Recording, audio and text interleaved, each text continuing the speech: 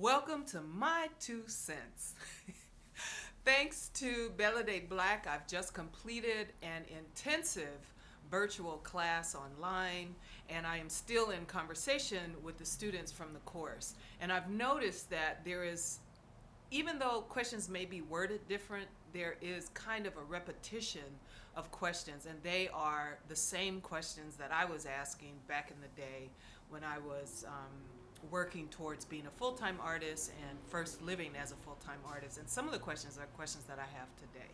So I figured that maybe there are other people that are not in the course that also have the same questions, and maybe we can just be a resource for each other. So I've decided to post this publicly. Now remember, this is my 2 cents. I implore you to take what works for you and the rest of it, let it go. You are your own authority, and it is only your authentic truth that matters in your journey. All right, so here we go. The first question is, how do we decide to do creative work without pay, or should we not work without pay? That's a good question.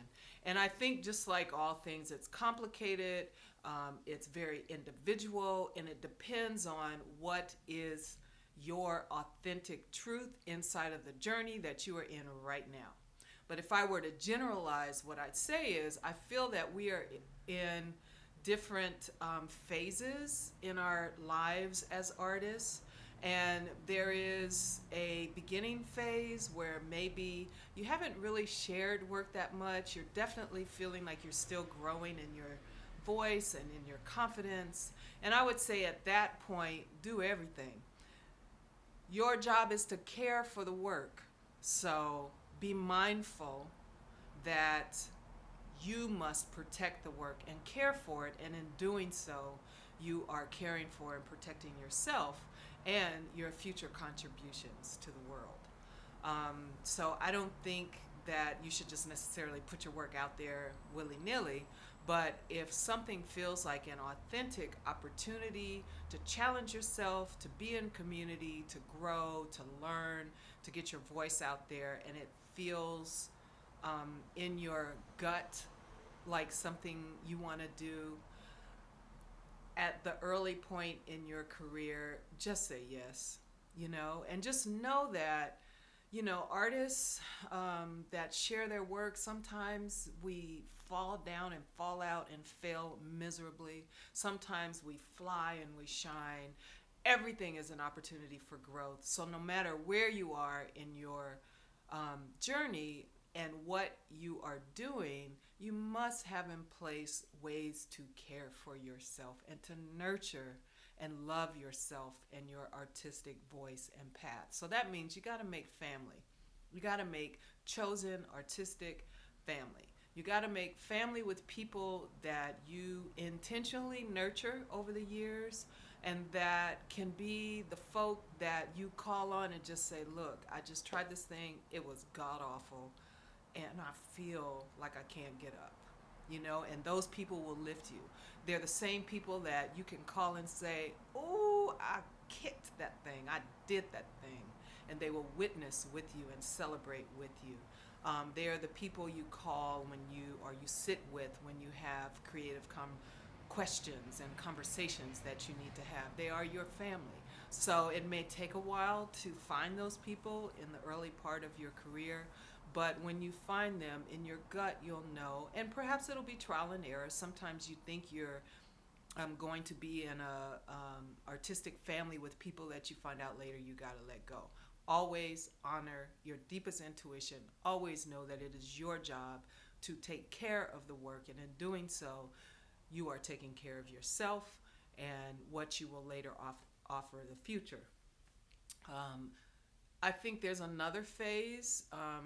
It's sometimes called emerging artists. So I think for emerging artists, it's like you've done work, you've been out there. You may still feel like you're growing, but you have some experiences behind you, and you feel like you're a little stronger in your legs with your voice and your work. For emerging artists, I think it's really important to know what you value your work as? How much does it cost you? And I'm talking about in time, in relationships, in being away from creative process, in physical body, in labor. How much does it cost you? How much is it worth for you to be away from your personal time? So that might mean be away as in travel. It might mean be away as in a couple of hours doing something down the street. Um, and just kind of see what's comparable out there, like, ask questions, see what other artists that are maybe a little more experienced than you would suggest for pay. But always, always, always state your value. Now, you may peel it back. You may say, I charge X amount. They may not, the people that you are working with may not be able to pay you that amount. You may choose to do it anyway. At the end of the day, I think what we are all aiming to do is build the lives that we want to live. So to me, that means we are nurturing and developing long-term, ongoing relationships. And those relationships are your actual gold. That is your actual wealth. That is what will sustain you. That is what will come back and bless you and pay you. That is where the portal for your opportunities. And that is also where you will learn and grow and fly and soar and express yourself. So I think, they say you gotta show people how to treat you. I think with emerging artists, this is very, very true. You gotta say what it is that you want. And then you need to be very clear and sure about what it is that you choose to do as you negotiate and move forward.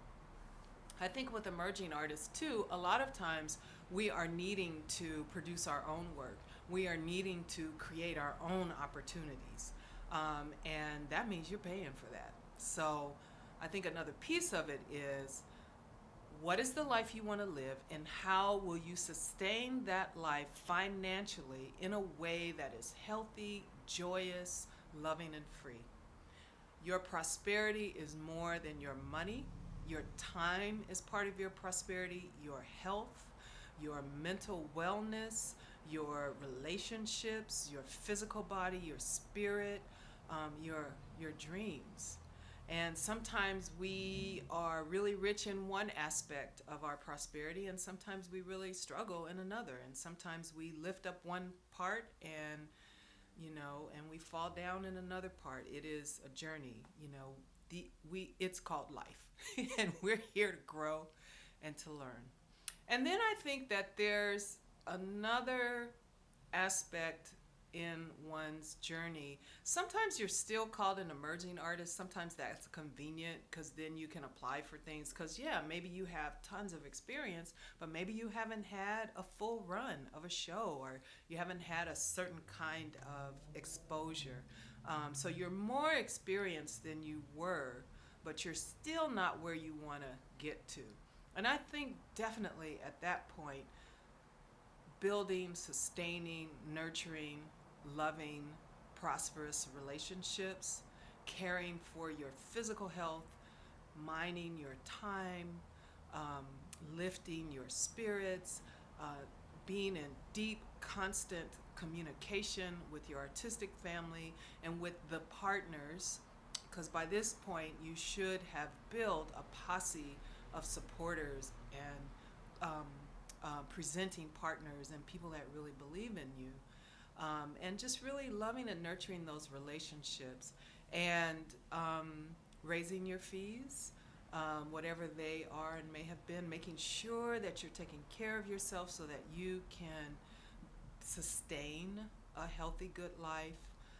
And sometimes, it's like your per diem may need to go up a little bit. Your fee may need to go up a little bit.